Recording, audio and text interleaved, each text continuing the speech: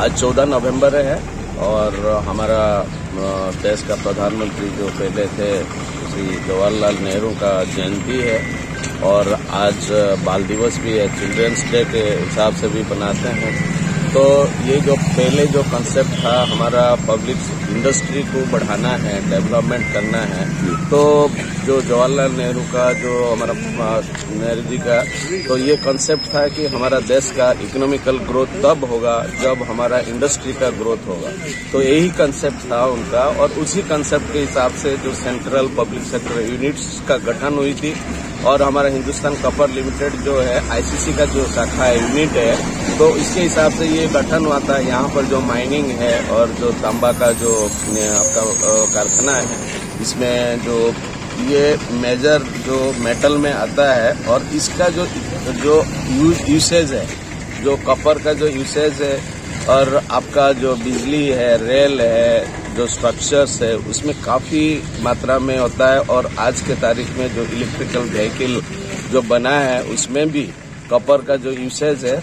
और इसी हिसाब से आज आप विश्व में देखेंगे तो जो भारत का जो पोजीशन है, जो इकोनॉमिकल ग्रोथ है, काफी हुई है और ये सारे विश्व में भारत का नाम हो रहा है। उसके पीछे हम देखेंगे तो पंडित जवाहरलाल नेहरू जी का ही कंसेप्ट का है और इसीलिए इनके दिवस पर मैं सभी को और इसको अभिनंदन। आज हमारे देश के प्रथम प्रधानमंत्री पंडित जवाहरलाल नेहरू जी की जन्मतिथि है और हर वर्ष हम लोग जो है यहीं पर नेहरू जी की मूर्ति पर आकर माल्यार्पण करके उन्हें याद करते हैं। पंडित जवाहरलाल नेहरू जी को आधुनिक देश के निर्माता भी कहा जाता है और खासकर देश में जितने भी पब्लिक सेक्टर बने उन्हीं का कंसेप्ट था, उन्हीं की जो उनके विचार थे कि देश में जितने हम सार्वजनिक क्षेत्र के उद्योगों को बढ़ावा देंगे उतनी ज़्यादा जो है रोजगार का सृजन होगा और साथ ही साथ एक देश के सभी राज्यों के, देश के सभी समुदाय के लोग एक मजदूर साथी के रूप में यहाँ पर काम करेंगे तो एक राष्ट्रीय एकता की बात झलकती थी। और ये एक जमाने में जब आज़ादी के बाद जब जाति भेदभाव हो जाता था, खास करके छुआछूत जो थी, उसको दूर करने का देखा कि एक ही ये है कि एक तो रोजगार का सृजन, दूसरी बात इसके बाद एक बड़े बड़े जो है सार्वजनिक क्षेत्र के उद्योगों का यहाँ पर जो है निर्माण हुआ। लेकिन आज बहुत दुर्भाग्य है कि अभी की मौजूदा सरकार उस विचार से पूरे हट करके, वो चाहे पहले उनका था कि भाई जो घाटे में जो कंपनी रहेगी उसको हम विनिवेश करेंगे, वो कंसेप्ट भी अब खत्म कर दिया। अब चाहे ह्यूज मेकिंग प्रॉफिट कंपनी रहे, उनको एक एक करके सारे पब्लिक सेक्टर को बेचना एक उनका उद्देश्य रह गया और प्राइवेट कंपनी के हाथों में, प्राइवेट जो है पूंजीपति के हाथों में उनको बेचना उनका मात्र उद्देश्य है। जो हजारों लाखों करोड़ों की संख्या में लोग बेरोजगार हो रहे हैं। अब पहले उल्टा था, पहले हर वर्ष को ये रोजगार मिलता था, तो निश्चित तौर पर ये भविष्य के लिए अच्छा नहीं है। और आज के दिन में जब इस तरह की नीति जब चल रही है तो हम इस पंडित जवाहरलाल नेहरू जी की उन नीतियों को, उन जो निर्णयों को याद करते हैं। और आज हमें अफसोस होता है कि जो है आज जो हम जब बेरोजगारी की बात करते हैं तो बेरोजगारी दूर करने का एकमात्र रास्ता है कि सरकारी क्षेत्र में आप रोजगार के सृजन को आप बढ़ाएं।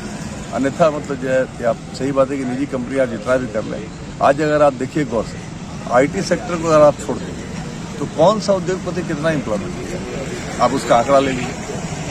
कुछ चंद छोटे मोटे जो होंगे, लेकिन पब्लिक सेक्टर जब एक समय में था तो अकेले कोल इंडिया की कैपेसिटी 7.5 लाख में थी, 3.5 लाख सेल कर रहा है। रेलवे में जो पूरा अगर उसका आप आंकड़ा लीजिए तो ये करोड़ों में आएगा। आज धीरे धीरे करके खत्म हो रहा है।